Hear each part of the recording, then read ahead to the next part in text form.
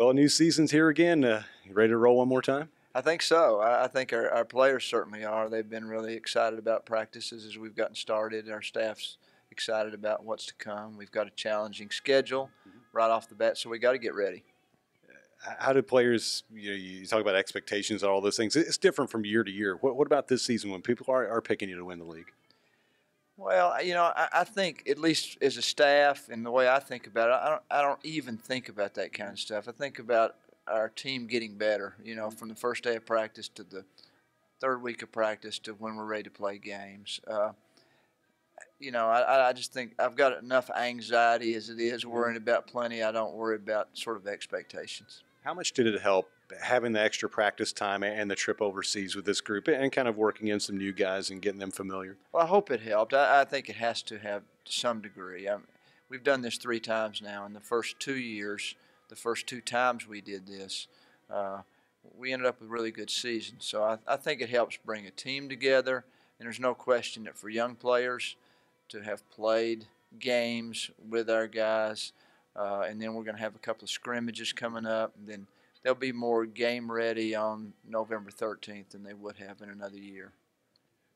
As far as the schedule, you mentioned a lot of tough road games early in the season. It's packed with games away from home, trip out west, go to Marquette to start off. It gets more challenging every year, it seems like. It does seem like it, and I'll probably say this every year, but it looks as tough as we've ever had one, particularly because of the imbalance. It's just a year that fell where we didn't get as many home games. Tough to schedule home games, frankly. And then we end up, with a home and home with somebody like Valparaiso, who probably is at the height of their program even back in the day when they made it to the Sweet 16. This team's probably better than that one. And we got to go to Middle Tennessee State, which has become a traditional rivalry. And we got to go to Evansville, whose program is at the top of where they've been in a long time. So it's going to make us better, I think, I hope. I mean, that's the plan. When you play good people, your team gets better. You got guys picked to be all conference, and rightfully so. Craig Bradshaw and Evan Braz, a roster full of talent here. How do you get even more out of guys like Craig and Evan? Craig goes into senior year, and Evan already his third season. Well, I think they both would tell you there's plenty of ways they could improve. Craig needs to be more solid on defense. Evan needs to be in better condition and tougher and stronger when he gets beat up inside. So, and there are other areas as well. And I think they both are improved from a year ago. Point guard, you lose Reese Chamberlain. That's a position has been rock solid for you for several seasons. Is Austin Luke ready to kind of step up and some others there to help? Austin Luke's a much improved player in a lot of ways, and a guy that was already good at some things, and he just, because it wasn't his team and he wasn't playing 30 minutes a game, he couldn't quite show all that he can do. And he's really improved his shooting, which was a concern in his redshirt freshman year for us. Is he ever going to be a good enough shooter? Well, he's plenty good enough shooter. And then Kevin McLean is a true freshman that's gonna help us with minutes at the point guard without a doubt. And we'll push Austin because he's just a talented kid, and he's going to make Austin better. Isn't it funny how guys' roles on the team change? You've probably seen it a lot over the years. A guy like Jeff Laydick comes in, reputation for being a great shooter. By the time you get to this point in his career, he's kind of become something else as a defensive stopper and a guy who can do different things for you. No, you're right. Jeff's is disappointed, or more disappointed than anybody, that his shooting hasn't been what he wants it to be. But he's found ways to help our team. And he was overwhelmingly voted a captain this year. He's a tremendous influence in a positive way on our basketball team. And like you said, he's as sound and good a defensive player as we have. What about Amonze? What about year 1 to year 2 for him?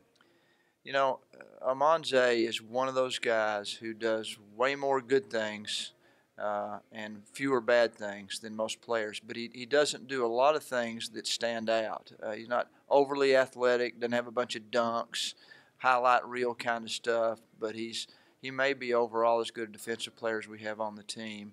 He's constantly doing what the coaching staff asks him to do, or at least trying to. As far as rule changes for this year, I know you're heavily involved in that. What kind of impact do you think this shot clock will make, just being 5 seconds difference, or do you think we'll really know much as the season goes along?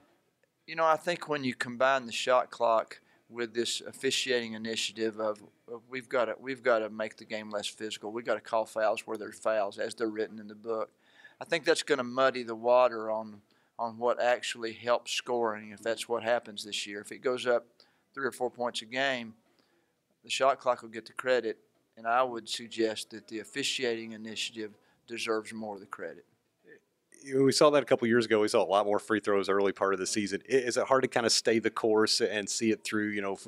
For officials and really everybody, to kind of have the stomach for it. Officials have to do it if it's going to happen, and it needs to happen. So everybody's going to have to adjust. Players and coaches will adjust quicker than people think.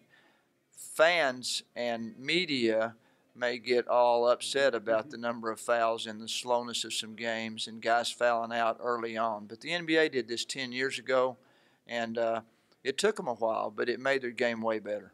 What about this league? The OVC has some coaching changes, maybe some new looks to different teams, but it's going to be a tough league. I think UT Martin's going to maybe be a team that's going to sneak onto the radar maybe a little more. But what about the OVC overall? You're right.